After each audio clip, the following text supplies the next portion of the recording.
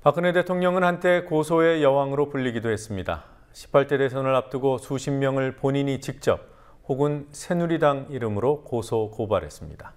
친인척을 직접 고소한 적도 있습니다.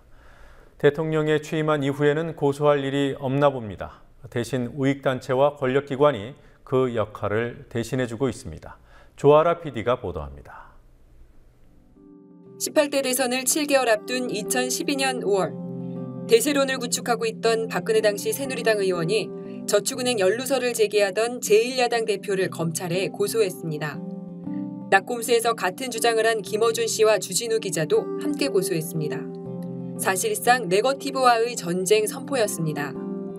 여당 대선 후보로 확정되기 직전인 8월에는 사생활 의혹 등을 보도한 국내 인터넷 매체 2곳과 미국의 한인 주간지를 잇따라 고소했습니다.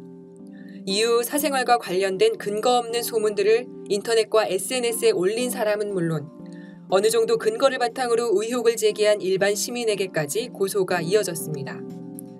대통령 선거에 임박해서는 법적 대응 주체가 새누리당으로 바뀌었습니다. 새누리당은 11월 말 네티즌 6명을 고발했습니다.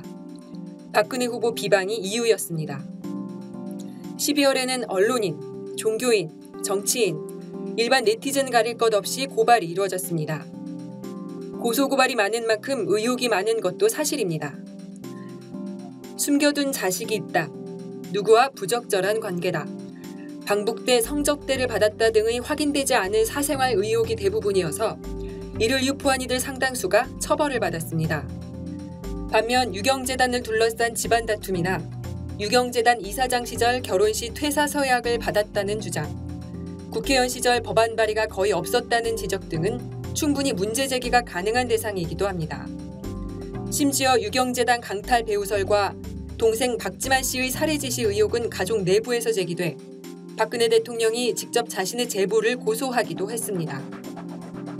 고소의 여왕으로 불리던 박근혜 대통령이 대통령에 취임한 뒤 기존과 비슷한 선정적인 비방글은 현저히 줄었습니다.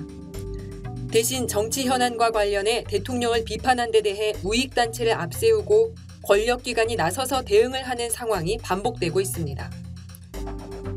지난해 11월 국정원 대선 개입 사건과 관련해 박창신 신부가 시국 미사 중 박근혜 대통령 사퇴를 요구하자 한 단체가 박창신 신부를 고발했습니다. 올해 5월에는 세월호 희생자 분향소에서 벌어진 유가족 연출 의혹 보도와 관련해 청와대가 CBS 노컷뉴스를 상대로 손해배상 소송을 제기했습니다.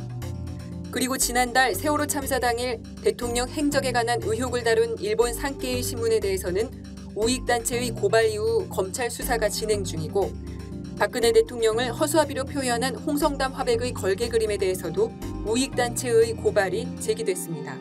국민TV 뉴스 조아라입니다.